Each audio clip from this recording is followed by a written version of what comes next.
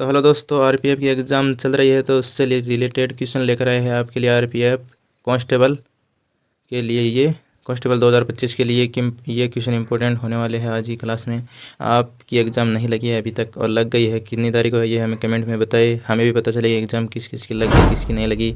तो आप अगर आरपीएफ की एग्ज़ाम की तैयारी करके आप एग्ज़ाम देने जा रहे हो तो इस वीडियो को जरूर देखें। इस प्रकार के क्वेश्चन वहाँ पे आ रहे हैं। तो देखिए पहला क्वेश्चन क्या कह रहा है, रानी लक्ष्मीबाई कहाँ से संबंधित थी। रानी लक्ष्मीबाई कहाँ से संबंधित थी, ये वाराणसी से संबंधित हो जाएगा। वाराणसी में 19 नवंबर 1828 को हुआ था। इनका जन्म 19 नवंबर 1828 में हुआ था। और कहाँ पे, वाराणसी में हुआ था। उनका बचपन का नाम पूछ लेना, ये क्वेश्चन भी आ सकता है ना। तो बचपन का नाम क्या हो जाएगा, मणिकर्णिका इसका बचपन का नाम हो जाएगा, रानी लक्ष्मीबाई का, है ना। अगला देखिए, रानी लक्ष्मीबाई की समाधि कहाँ पे है, ये क्वेश्चन आ जाए तो इसका हो जाएगा ग्वालियर के फूल बाग में स्थित है। और पेशवा ने उन्हें छबीली कहा था। छबीली कहा, जिसका अर्थ है चंचल, चंचल, है ना।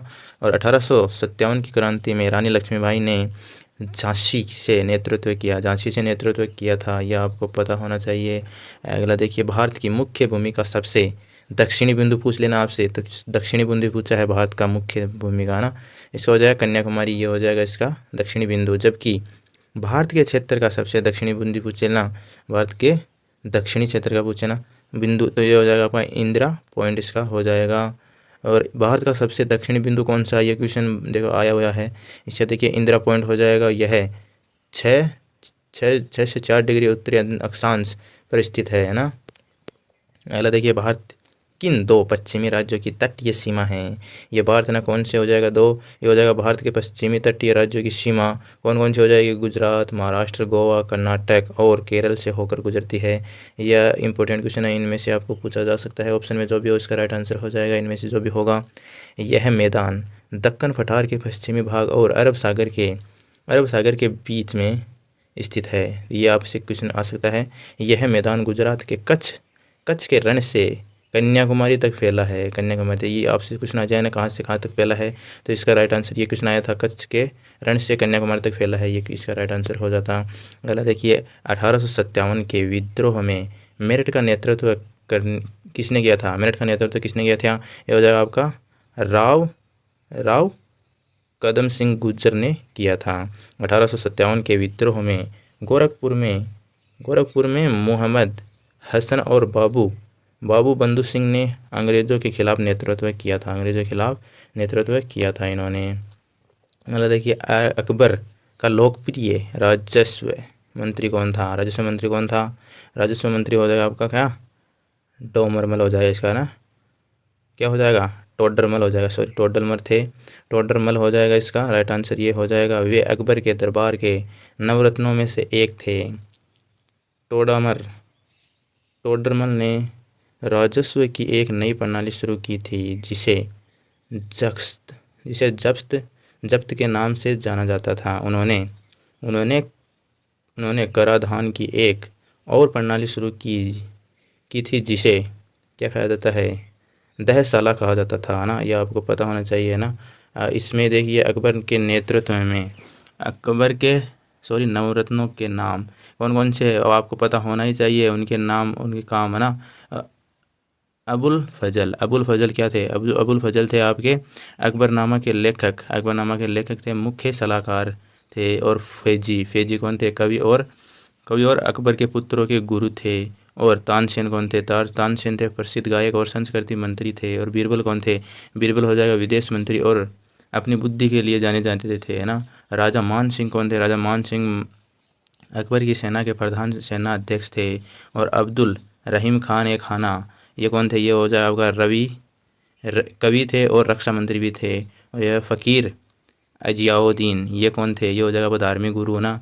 ये मुल्ला दो पियाजा, ये कौन थे आपके, ये हो जाएगा एक नवरत्न थे, है ना। अगला देखिए, भारतीय संविधान में साल 1976 से पहले क्या नहीं था, इससे पहले क्या नहीं था, ये हो जाएगा आपका मौलिक कर्तव्यों की सूची इससे पहले नहीं थी। भारतीय संविधान में साल 1976 से पहले मौलिक कर्तव्यों की सूची नहीं थी। साल 1976 में हुए 42वें संविधान संशोधन के जरिए संविधान में नागरिकों को 10 मौलिक कर्तव्यों को शामिल किया गया। इसके अलावा संविधान की प्रस्तावना में भी संशोधन किया गया। किसके तहत हैं? 42वें संविधान संशोधन के तहत हो जाएगा। यह आपको पता होना चाहिए। अगला देखिए, हिमालय किस प्रकार के पर्वत का उदाहरण है? किस प्रकार का पर्वत का उदाहरण है हिमालय? तो हो जाएगा आपका वलित पर्वतों का एक उदाहरण है। वलित पर्वतों का एक उदाहरण हो जाएगा। अगला देखिए, भारतीय संविधान का कौन सा अनुच्छेद यह स्पष्ट करता है कि नीति निर्देशक सिद्धांत गैर न्यायसंगत है?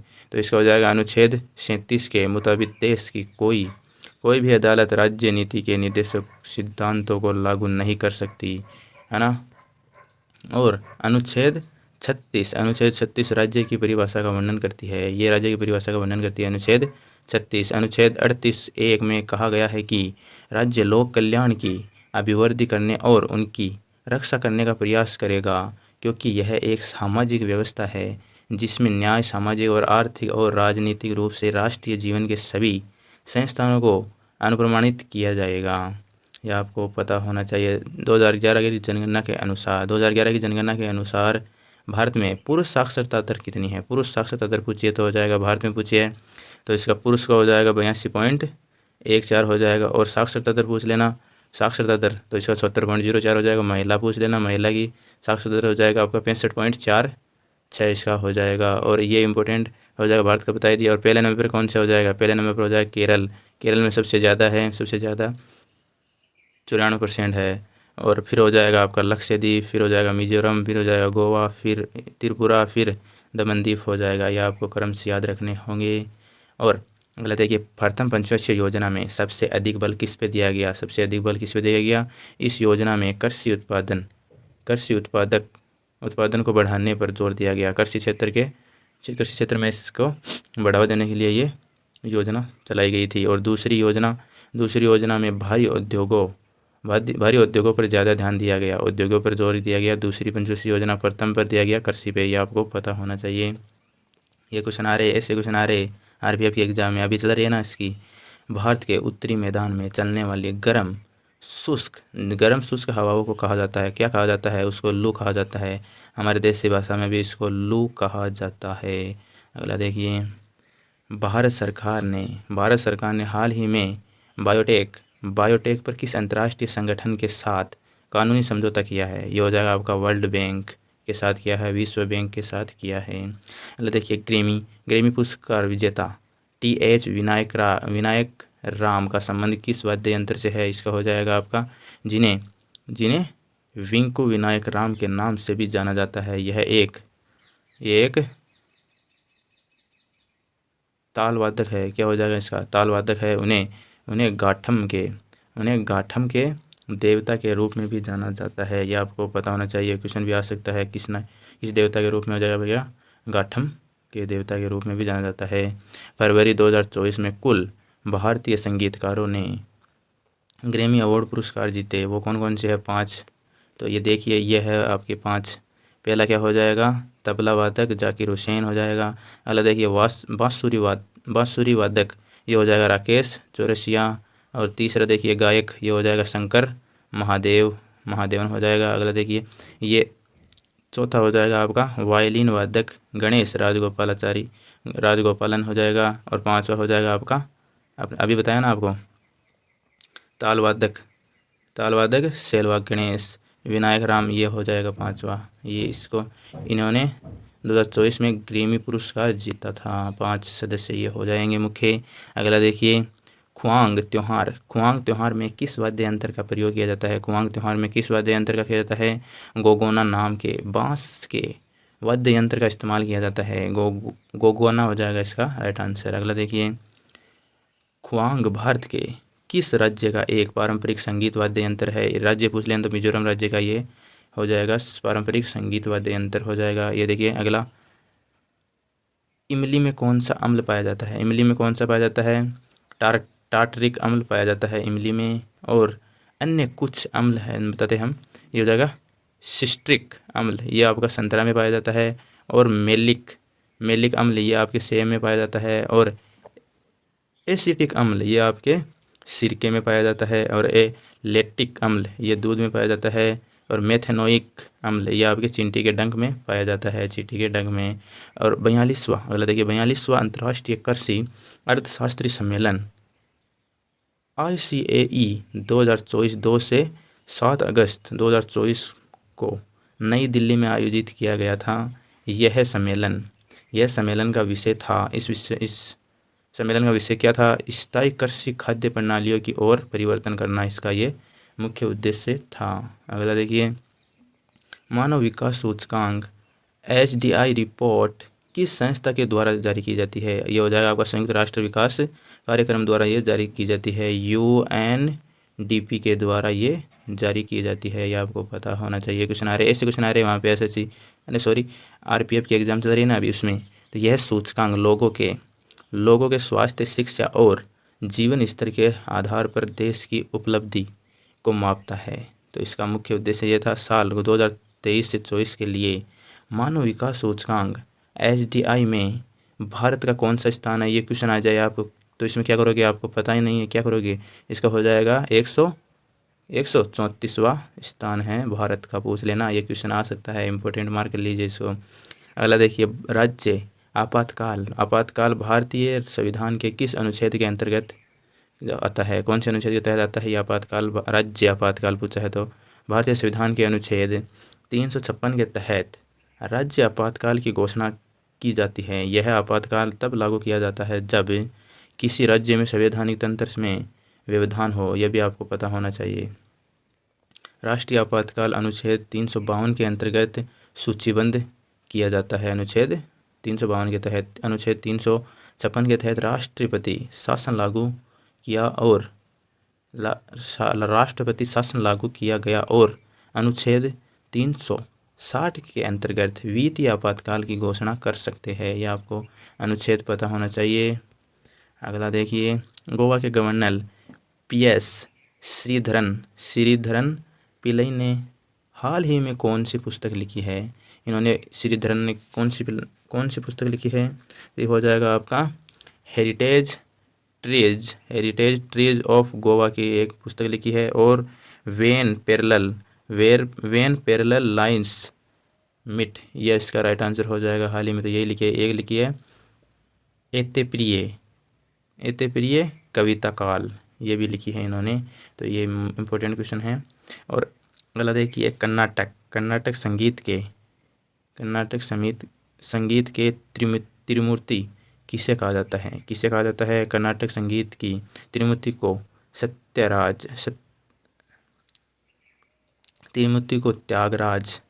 त्यागराज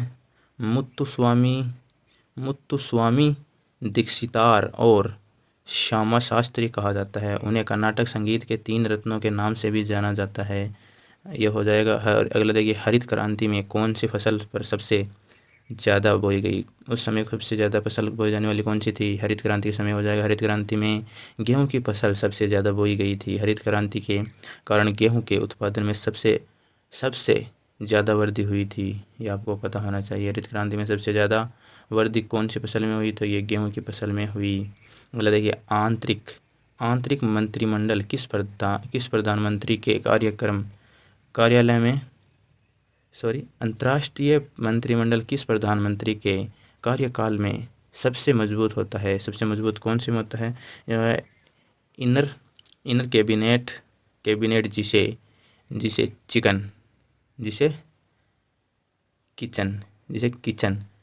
किचन कैबिनेट के नाम से भी जाना जाता है। ये आपका राइट आंसर हो जाएगा इसका, किचन कैबिनेट के नाम से भी जाना जाता है। इंदिरा गांधी के कार्यकाल के दौरान विशेष रूप से शक्तिशाली थी ये, है ना, इसके कारण थी ये इंदिरा गांधी शक्तिशाली। अंतर्राष्ट्रीय साक्षरता दिवस 2024 की थीम क्या थी? ये हो जाएगा बहुभाषी शिक्षा को बढ़ावा देना था और आपसी समझ और शांति के लिए साक्षरता प्रदान करना था। और भारत समेत दुनिया भर के देश 8 सितंबर को अंतर्राष्ट्रीय साक्षरता दिवस भी मनाते हैं। अंतर्राष्ट्रीय साक्षरता दिवस पूछ लेना आपको, तो ये हो जाएगा 8 सितंबर को मनाया जाता है। स्लेन का नियम किससे संबंधित है? कि यह किससे संबंधित है स्लेन का नियम? तो ये हो जाएगा आपका प्रकाशिकी में प्रकाश के अपवर्तन से जुड़ा हुआ है। यह नियम बताता है कि दो अलग अलग माध्यमों के बीच प्रकाश की किरण के पथ अलग अलग माध्यमों के बीच प्रकाश की किरण के पथ और अपवर्तन कोण के बीच का संबंध कैसा है, ये दर्शाता है ये श्लेष का नियम, इससे संबंधित हो जाएगा। अगला देखिए, हालिया जानकारी के अनुसार भारत में वर्ष की सर्वश्रेष्ठ लीग मानी जाती है, तो ये हो जाएगा आपका प्रो कबड्डी लीग माना जाता है। इसका राइट आंसर ये हो जाएगा। भारतीय रिजर्व बैंक ने हाल ही में नियामकीय मानकों के उल्लंघन के चलते किन दो बैंकों पर जुर्माना ले गया है? कौन से दो बैंकों पर लगाया है जुर्माना? तो हो जाएगा आपका नैनीताल बैंक लिमिटेड और उज्जीवन स्मॉल फाइनेंस बैंक पर, इन दोनों बैंकों पे जुर्माना लगाया है भारतीय रिजर्व बैंक ने हाल ही में। अगला देखिए, एक्सिस बैंक और मास्टरकार्ड ने मिलकर कौन सा क्रेडिट कार्ड लॉन्च किया है? इन दोनों ने मिलकर कौन सा कार्ड लॉन्च किया है? तो माई बिज क्रेडिट कार्ड लॉन्च किया है। यह कार्ड छोटे और मध्यम आकार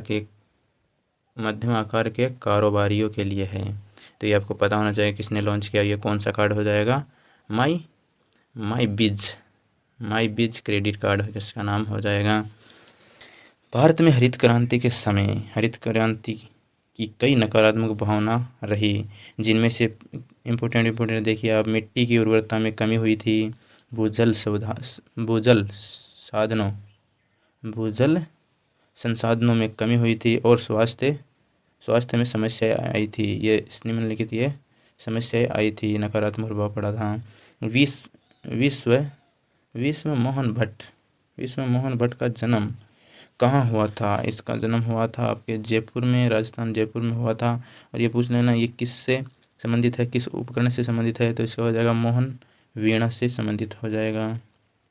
अगला देखिए, राष्ट्रीय ग्रामीण आजीविका मिशन की शुरुआत कब हुई? इसकी शुरुआत पूछ लेना। राष्ट्रीय ग्रामीण आजीविका मिशन की 2010 में हुई थी। यह एक केंद्रीय प्रायोजित योजना है। इसका मकसद था ग्रामीण गरीबी को ख़त्म करना, ग्रामीण क्षेत्रों में गरीबी के क्षेत्र को समाप्त करना था, गरीबी को ख़त्म करना था इसका मुख्य उद्देश्य। सर्दियों में वर्षा किस कारण से होती है? सर्दियों में बारिश होने का मुख्य कारण पश्चिमी विक्षोभ होता है। यह भूमध्य सागर से आने वाली हवाओं की वजह से होती है।